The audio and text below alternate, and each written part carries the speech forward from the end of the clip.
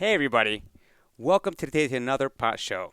Today I have the distinct honor to introduce to you and bring to you a mentor, a dear friend, and many other things, Marty Berger. Marty needs no formal introduction. The CEO of Silverstein Properties worked at all the top firms here in New York. But I want to hear the story from your own personal mouth. So Marty, thank you so much for joining us today. Thanks for having me. So Marty, before your 54-year overnight success, take us back to where you're from and what was your upbringing like? Sure. So I grew up on Long Island in Huntington on the border of Nassau and Suffolk County in Suffolk County. Went to public high school and was accepted at the University of Pennsylvania. Went there as a freshman in 1983, had no idea what I wanted to do. I knew it had something to do with business, but I also thought about maybe medical school. Then my father reminded me that I couldn't stand the sight of blood. At the end of my freshman year, I transferred into Wharton undergrad. So after taking a year of economics and chemistry and a lot of other arts and science courses, I focused mostly on business, and I double majored in accounting and finance. Right. So they say there's a story going around that while you were at Penn, you bought a property. Did my first real estate deal as a freshman at Penn. At the end of my freshman year, a friend and I bought a 4-level house just off campus, and we renovated it over the summer, and then rented it out to our friends, and we lived there. I eventually bought out that other partner, and at the end of senior year, we sold it and made a nice profit, and I didn't pay rent for 3 years. And I got to be landlord to my friends, which is fun and not so much fun. So First of all, where did you even get the money from to invest in? Well, we had a mortgage, which my father co-signed for, and then my father and my friend's father put a little money in. But it was jointly in all our names, and I ran the house operationally on a daily basis. I collected rent for my friends. I fixed the washer dryer when it was broken, or the dishwasher, or when we had to put an alarm system in. I had to take care of all that stuff, which I had never done before. So it was an interesting experience, and I was on the ground operating a property. So it was pretty cool. I can only imagine what type of parties you guys threw in such a house. We had some fun times, and I was not from a real estate background. My father was a dentist, Right. And my mom was a mom and a homemaker, and so I had no formal training, and it was on the job learning. That's the best experience possible. So you graduate, and your first job, and we're going to run through this because there's many incredible lessons that you have that can be provided to others. So your first job is you come out of college and you become a consultant. So I worked for a company called Laventhal and Horwath. Right. One of my real estate professors was a partner at Laventhal and Horwath in the Philadelphia office. Laventhal at the time was the 9th largest accounting firm in the world. I didn't want to be an accountant, even though I majored in accounting and finance, but they had a consulting group, real estate consulting group. At the time, Laventhal was known as one of the 2 places you went in the world if you wanted to get a report on a hotel so that you can get it financed. So they did market studies for hotels. And the group was run by a guy named Bjorn Hansen, and his second in command was Art Adler, and there were a bunch of other guys like Michael Fishman and others that are sort of the hotel gurus of today. They were all in that group, and they were all hotel school graduates from Cornell. And I was the only one doing non-hotels. So I got to learn about apartments and garages and office buildings and retail, and I sort of was on the job training, just like when I bought the house in Philly. I taught myself how to do Lotus 123. Many of you don't know what Lotus 123 is, but it was the predecessor. Before everyone used Excel, we all used Lotus 123. And I did that for about 18 months, and I realized that my clients weren't listening to me. And even though I was a 22-year-old kid, I thought I knew more than they did, even though I didn't. But they didn't have to listen to me because I was just a consultant. And so I contacted a headhunter, and I said, I'd really like to be on the principal side of real estate. And I was fortunate enough to be hired by Related as their first associate into their development group back in 1989. This was March of 1989. And I was hired to be the associate and analyst and everything else I could do for a project for the Computer Associates World Headquarters that they were building out in Long Island. So I ran all the numbers, and I actually became the assistant project manager under one of my two bosses, Bobby Gianos. And I was fortunate to have two really great bosses. One whose name is Andy Augenblick, who currently runs the real estate lending program at Emigrant Savings Bank. Had a great background from, he went to Dartmouth undergrad and I think Harvard Business School, and Andy was a McKinsey person, and so he had a lot of great technical training. What Andy did for me was taught me how to read loan documents, taught me how to read joint venture agreements, brought me to the bank meetings.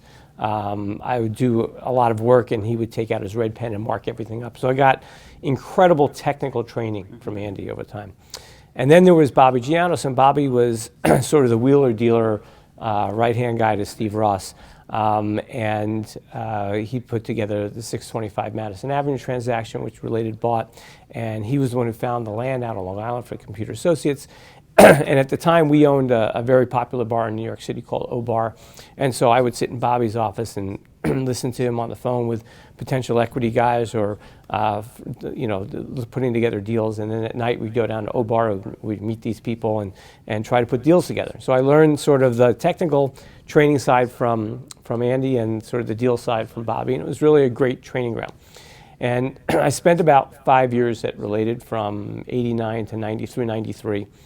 And we weren't doing much development. I loved the development side. I got the bug my first day at Related. I'm going to cut you off there for a Sure. second. I mean, I don't know what you just said, but I understood, the way I understood it, you practically, and I think it's incredible for the youngsters and anybody else, even for myself, you inserted yourself into the project, into the table, meaning you got a seat at the table. Andy, first of all, you found an incredible mentor to take you through. And second of all, you got involved in projects that were beyond essentially your scope of what you were required to do on the job, and which gave you a vast, incredible experience.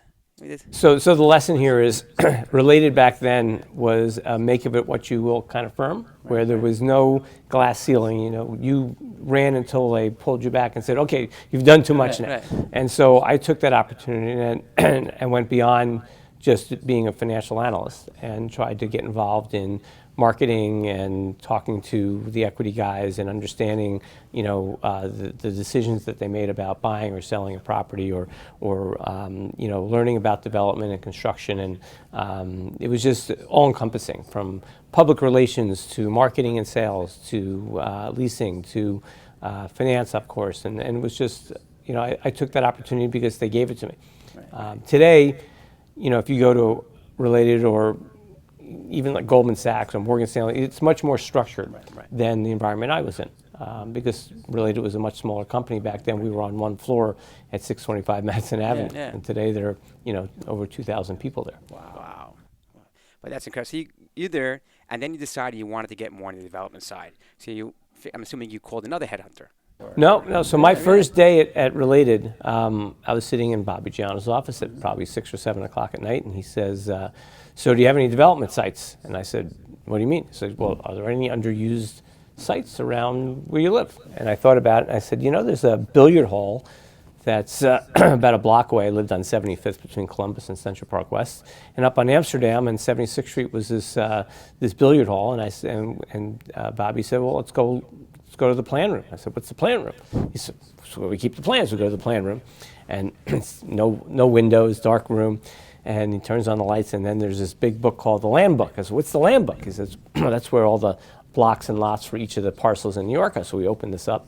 I'd never seen this before. And so we find the block and lot that my thing is on, and it shows who owns it and how much they paid for it and what the zoning is. And I said, what do we do now? He says, now we call Jesse. I said, who's Jesse? Jesse's our zoning attorney. I said, what's a zoning attorney? Well, he's the guy who really interprets this and tells us what we can build there. So we call up Jesse at night, and there's no cell phones back then. This is 1989. And this is before CoStar, Zillow, and everything. Oh, way before any of that stuff. Yeah. We had something else. I'm trying to remember what it was called, but it was in a folder and books and a loose leaf, and they'd send you monthly inserts. Anyway, Yale Robbins, I think it was called Yale Robbins. Anyway, so we were on the phone with Jesse, and Jesse starts giving us information, and we start sketching something and just massing and I was like, wow, this is the coolest thing ever. This is what you can build here based on what this guy just told us. And so I fell in love with development. And for the first couple of years at Related, I was doing a lot of that. Computer Associates, I was the project manager under David Wine, who was the head of the residential group for the Monterey, which was a big 80-20 project we built, multifamily up on 96th and 3rd in the city. And then after we opened that in 1990, I think we opened in 91, 92, we were in a recession, and we weren't building properties, and no one was developing anything. In fact, I think the Monterey was the only project that opened in 1992 in New York City that was higher than 12 stories. And so we started working on RTC packages and a bunch of other acquisitions, and I got an unsolicited offer to go to Morgan Stanley to go work partly for their real estate fund, Mesref, and partly to be on the agency side as an investment banker. And so I went through the interview process, and I really didn't want to work on the agency side, but I really wanted to work for Mesref. And I called a friend at Goldman Sachs, Stuart Rothenberg, and I said, hey, what do you think I should do? And Stuart said, well, we can't poach you because you're a client of Goldman, but if you're going to leave anyway, don't go to Morgan Stanley, come to Goldman Sachs, and we can give you 100% principal work at the Whitehall Group. So Whitehall had a bunch of funds. They had done their first fund, and they were just finishing that fund as I was getting there. So I started in September of 1993, after 5 years at Related. And we were working on bank portfolios and joint ventures, and we actually backed Chris Jeffries and Millennium in the project that they did up on near Lincoln Center. And it was very interesting, surrounded by brilliant, brilliant people. So I joined in 93. They have their best year ever. I made more money than I ever made in the 3 months I was there in 1993. In 1994, they had their worst year ever. And through trading losses, the firm decided they were going to have a cut across the whole firm. And so I got called into Dan Nidek's office, and I basically was told that I was the last one in and the first one out. And so I lost my job. Very humbling. I was there 15 months and had a great experience. Whitehall was doing amazing. We were making infinite returns, but I just got fired. It was just before Thanksgiving. And I spent the next 2 weeks talking to everyone I knew in the market. So let me ask, you were working at Related, a great firm, and then you were Morgan Stanley wanted you, then you went to Goldman, they recruited you better, and then all of a sudden you get fired. You're basically on top of the world, and all of a sudden you fell down here. What were you feeling back then, if you recall, and the experiences that you went through? It's a humbling experience. I was married at the time. My wife at the time was, I'm trying to remember whether she was pregnant or not. I think she was pregnant, and she wasn't pregnant, but it was hard. And I spent 2 weeks sort of, taking ownership of what happened and figuring it out. And over that 2 week period, I spoke to so many people that ended up with 12 job offers. Oh, wow. And they varied differently, all in the real estate sector, from a partner of ours at Goldman wanting to recruit me in Houston, another one in Atlanta. But the two that were most interesting, I talked to Wes Edens, who was at BlackRock. I talked to Tom Salak and John Kukl, who were at Blackstone. They just started their first fund. And then I talked to Mark Lazary, who was, I'm trying to remember what it was called, Amrock back then. Now today it's called Avenues. But he had his own fund. And I ended up choosing the Blackstone route. And I started with Blackstone basically 3 weeks after I was told that I was getting fired at Goldman. So in late November of '94, I started at Blackstone.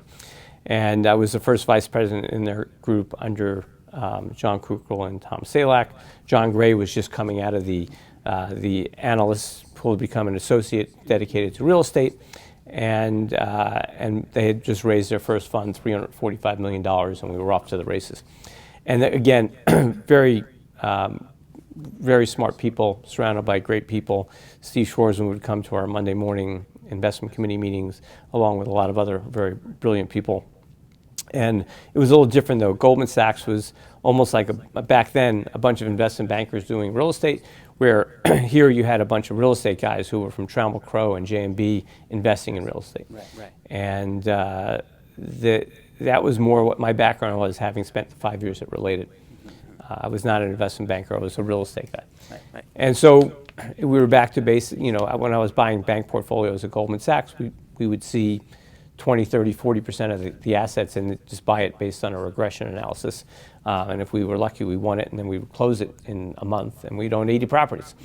At Blackstone, we were actually underwriting the properties and their comps, and I knew the markets cold, and I knew all the brokers in the market, I knew the spaces, and so it was back to basics of real estate 101. Wow. It's funny to hear, all the names that you're mentioning, the people that you sort of grew up in the ranks from, which are all the CEOs and all the top executives for all the real estate firms. It's incredible to hear the humbling beginnings that everyone started from. You were there when Jonathan Gray was becoming an analyst. Now he's the CEO of almost a Blackstone, and all the other people. It's just incredible to hear the beginnings and everything. So you're at Blackstone, and then you were there, for my understanding, how many years were you there for? I was at Blackstone for 2.5 years. I really enjoyed being there. The deals were pretty cool, but I still had this hankering to do development deals. And I kept in very close touch with Jeff Blau, who started a year after me at Related and started to do some developments again because the market had changed. And, about 2 years into Blackstone, I got a call from Steve Ross saying, would you consider coming back to start in a mixed-use group that we're putting together? And so I got to know a guy named Ken Himmel, who was one of the best mixed-use developers in the world. And he had put together a whole bunch of deals with Steven that they wanted to work on together. And after 2.5 years, I went to John Kukral and Tom Salak, and I said, look, we took 3 development deals to committee that Blackstone doesn't really want to do development deals. I'm a developer. I'd like to leave on really good terms, and I did. And I went back to Related, where I spent another 10 years. On my way out of Blackstone, it was a very good process. I wasn't going to a competitor. I left because I wanted to, build stuff, and they understood that, and so they let me keep all my partnership interests, and we stayed in touch, and even today, it's just a great relationship that I have with John Kukral and John Gray and others that were there. And I got to work with a lot of the guys that are still there today, like Frank Cohen. I actually hired Ken Kaplan. His first day was my last day. And I think he's one of the 2 co-heads of the New York group now. And Chad Pike, I brought over from Morgan Stanley. So it was a really great experience to spend time with all those folks and stay in touch with them even today. So I go back to Related, and I get to know Ken Himmel, and just a fabulous developer. And I got to really work on some cool projects like Time Warner Center, right, City Place in West Palm Beach, and a bunch of others. And eventually I went down to D.C. for Related and opened their D.C. office to work on a big project. And then I opened our Las Vegas office. I spent 3.5 years going back and forth to Las Vegas for Related. We built about 5 million square feet out there. And then we were going to build a whole bunch of residential buildings. The market changed. We sold all the land that we put up, we had bought, and made a whole bunch of money, came back to New York, and decided to start my own firm. And I didn't formally leave Related right away. We had an agreement. I stayed there for another 6 months working on closing out those deals, and then they were nice enough to allow me to keep office space for another 2 years there. They must have really liked you. So through the end of 2008, I was really still officing at Related. But I had started my own company. It was called Artisan Real Estate Ventures. I was doing 2 things. I was developing in the Caribbean, on Anguilla and St. Martin, and I was buying multifamily assets in Las Vegas because I had a thesis about people moving to Las Vegas. They had 8,000 people moving there a month, and they were building enough multifamily to take on that population increase. Right.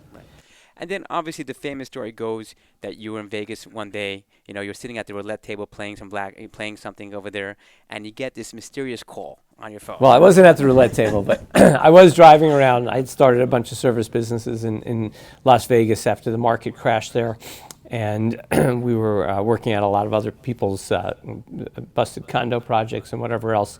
And I got a call from a headhunter regarding Larry Silverstein's successor position, and as I was thinking through it and helping the headhunter think about who might be great for this position, I said, wait a second, I should come back and interview. And she said, I was wondering when you would get to that point.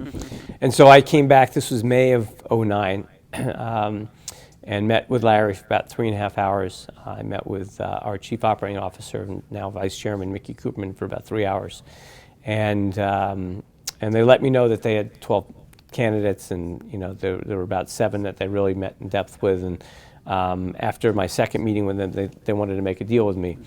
And so I came back every other week for about 2 months, meeting with Mickey Cooperman and really figuring out how this would all work. And I'd shut down my business and come over here. And Mickey and Larry came to me and said, you're a little bit on the younger end for what we expected. This was, again, 2009, so I was 34 or 44. I was 44. I was 44, sorry. 34. That was better. I was 44. They were looking for someone with more gray hair, even though I've got a lot of gray hair right now. I was 44. And they said, we'd really like it if you started as an executive vice president, not as the CEO. I said, you're going to pay me any differently? And they said, no. I said, are my responsibilities any different? They said, no. I said, you can call me janitor. I don't care. So I started as an executive vice president. And we sort of had a handshake agreement that we'd see how it goes for the first 2 years. And so 2 years into it, so this is 2010 to the end of 2011, Larry came to me and said, Marty, this is working out better than I expected. I hope you're enjoying it too. I only have one problem. I said, what's that, Larry? He says, I don't want to retire. I said, Larry, no one wants to retire. I mean, if Larry Silverstein's in the office, I can get a meeting with anybody. And I enjoy working with him, and he's just this ball of energy.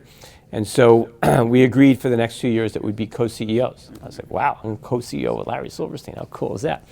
So in 2012 and 13, we were co-CEOs. And at the end of 2013, I became the CEO, the sole CEO, and Larry became chairman of the firm. The humility that you have in order to, first of all, stick around for 2 years and not be called the CEO and be the janitor, even though you were recruited to be the CEO, to be co-CEO. Most people don't have that.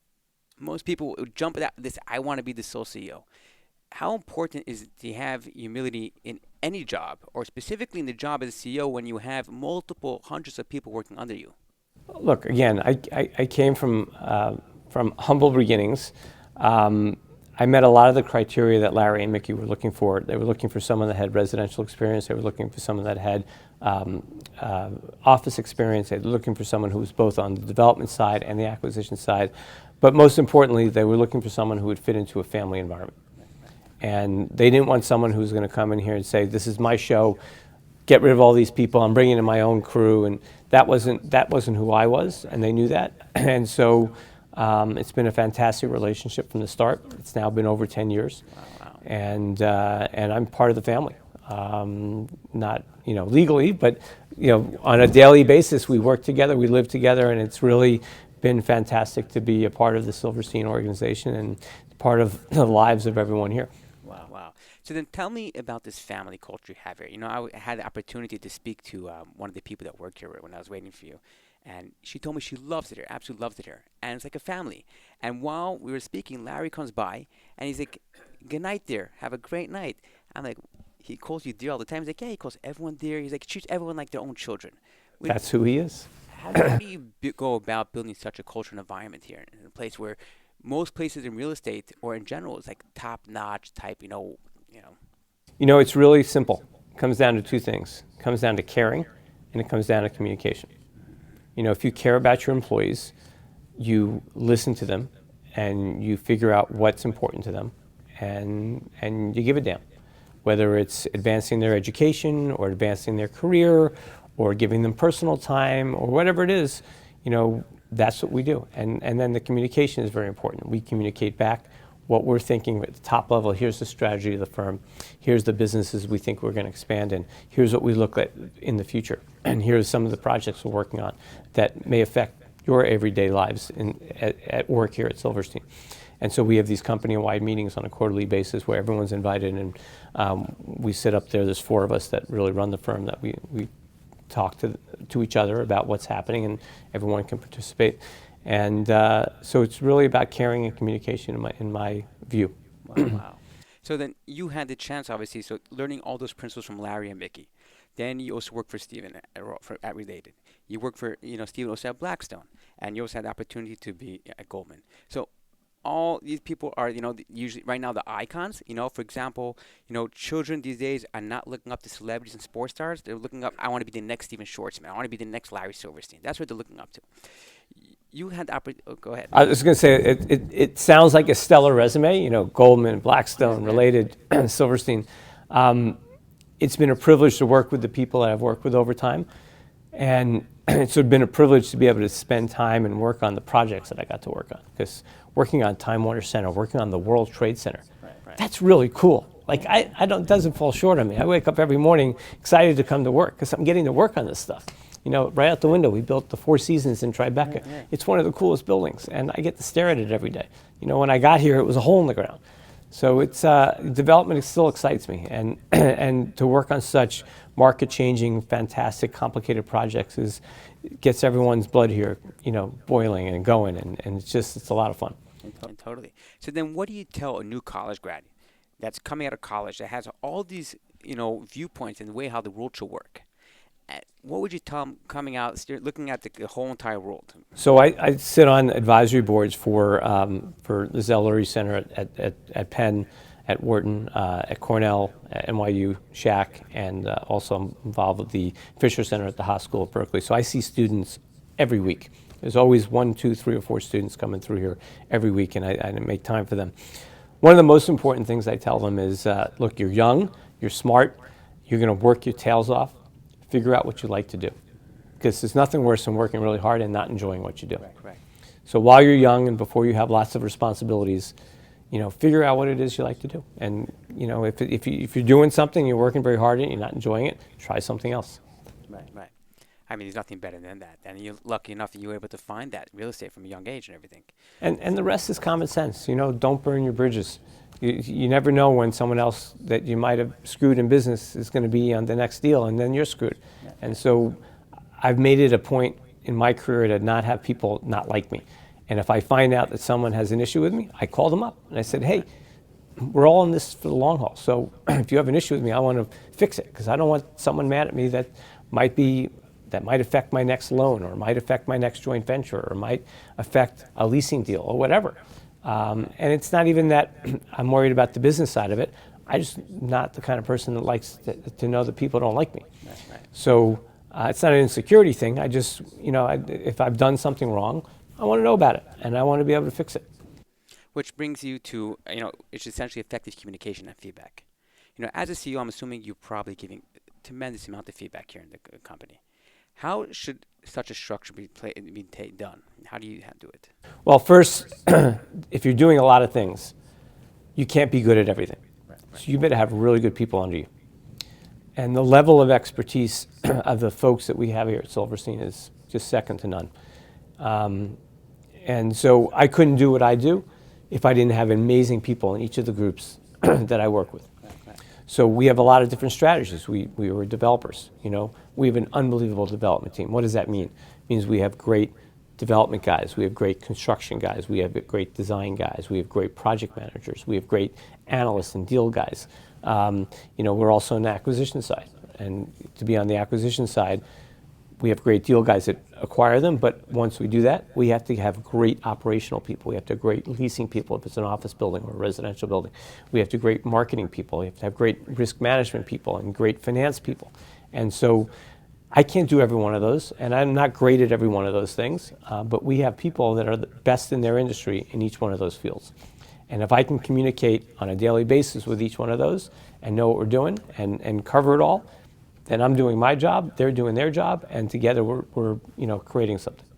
That's incredible. You know, delegation, communication, putting the right people in the right place, which is essentially, you know, the job of a CEO.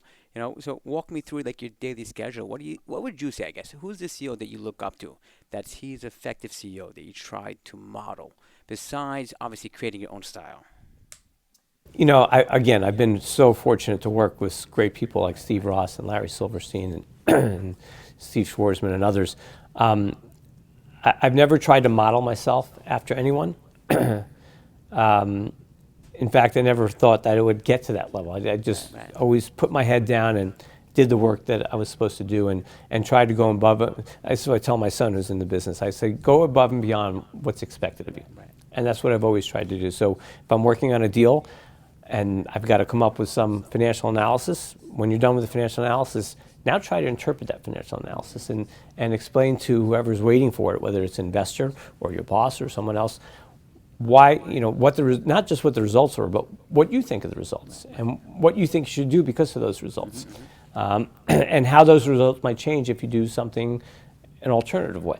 And so it's going above and beyond, and that's how I try to. I don't live my life trying to emulate someone else. Correct. I was with a whole bunch of people in Europe this summer, and we were all going around the table saying, if you can be any age right now and go back in time, you want to be 18, you want to be 30, what was the age you want to be? And I said, you know what, I'm 54, I want to be 54 right now. I'm loving my life right now. I like my job, I love my wife, I love my kids, but my whole balance of life right now is fantastic. I work very hard, I play harder, and still able to do fantastic things and help Larry run this great company. Wow, that's absolutely incredible. So, what would you say are some non-obvious habits that made you better? Non-obvious habits. I'm not sure how to answer that. I try not to get into too much trouble. I exercise every day. I see doctors regularly and take care of myself. Try not to beat up my body too much unless I'm heli skiing. I love my kids. I stay in touch with them. I spend a lot of time with my wife. I don't smoke. I don't drink too much. I don't do drugs. Try not. I definitely drink, just not too much. No, it's just it's clean living, and if you can do fun things while you're doing it, I just took my kids heli skiing, my two sons, my two older sons, and it's the first time the three of us ever got to do that together. I went with a friend and his two sons, so there were six of us. We've been talking about this for a decade, and we got to do it, and that was great. And we should do this every year because it's just who gets to do that? That's just privilege, Wow. What took so long? Why a decade? First of all, it's very expensive, so I couldn't afford it back then. Second of all, they're busy in their lives. I'm busy in my life, and it just doesn't happen every day. And It was a good experience? It was fantastic. Wow, that's amazing. It's so funny because I'm blessed that I have the opportunity to interact and meet a tremendous amount of people, in similar positions, and bring your stories to the people to learn from you guys. And me sitting with you, I'm totally inspired about. You're so down to earth, so full humility, giving credit to where credit is deserved. It's all about the other person, how to be, take care of yourself. I am totally amazed. I'm blown away. There's no reason to be pompous. I mean, I don't have time for people like that. And there are many, many, many, many much wealthier people than me who are just as down to earth as I am. And that's who I love to spend my time with, people who are down to earth and cool and just, that don't take life too seriously. Because if you can't laugh at yourself, then it's not worth it. It's just, it's just a philosophy of mine. You can't sweat the small stuff. I don't know why anyone should think they're better than someone else. We all put our pants on the same way. I'm no better than anyone else. I don't deserve anything more than anyone else. Anything I have today, I've earned on my own, and I'm very proud of that. And I don't have time for, I won't spend time with people who think they're better than everyone else. It's just not worth it. And so I wouldn't act that way either. I want to be treated the way I would treat other. I treat people the way I want to be treated, and that's why I'm here with you. Wow. Thank you. So Marty Berger, graduating college, has the whole world in front of him. Barista at Starbucks, baseball player, could go to Blackstone, go wherever he wants. What message do we tell them? Sad part is I don't think there was Starbucks back then. It had to be something. Look, I didn't know what I wanted to do. I as a senior in college, interviewed up and down the wazoo, from investment banking to, finance to this, to that. And I just fell into this. I knew I had a liking of the real estate industry because of my little deal that I did in Philadelphia way back when I was a freshman in college. And I was fortunate to land at my second job at Related and really get that experience with those two mentors. And I've been very fortunate to work on all these great projects and meet all these great people and spend time with them and learn from them. But a little bit of it was luck. I fell into it. And by the way, like I said to the young students that I meet, didn't love my first job, so I did something about it. I was working crazy hours and didn't love it. I've loved every job I've had since, and it's been terrific. Oh, wow, that's absolutely amazing. So like hard work, get a seat at the table. Don't sweat the small stuff. The small stuff. Just be a kind guy. Like I always say, it doesn't say in the Bible anywhere, "Thou shalt be an asshole." Say that. Costs you nothing to be a nice guy. Costs you nothing, and then it returns a favor. I mean, Marty, I could go on for another hour talking to you, and so much questions I have, and this. I know this conversation is just beginning, but I want to be cautious of your time, and I want to thank you so much for doing this. Thank you for sharing all this insight. There's no doubt in my mind that multiple people are going to benefit from this and learn from you. Thank you. I would stay here for another hour with you, but I have a beautiful wife that I have the privilege of going home to, so I'm going to go do that. You can invite her to come on the podcast too. Great. Thank you. My pleasure.